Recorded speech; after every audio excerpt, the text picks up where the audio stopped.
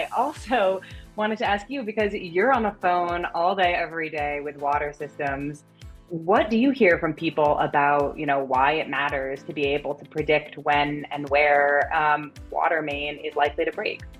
Wow, my turn. Okay. Hmm. Well, I mean, there are a lot of benefits. That the number of them have been covered already. Essentially, the ability to predict when and where a water main is likely to break.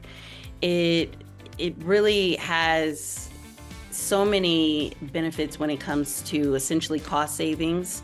Um, you know, Being reactive fixes, those are expensive, they're distracting.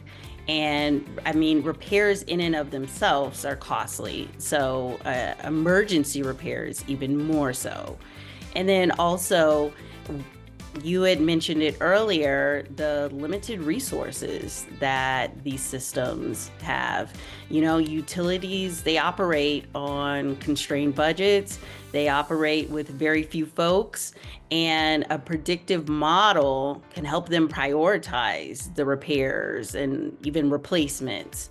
So having that available to them helps to increase just overall efficiency, certainly financial efficiency as well.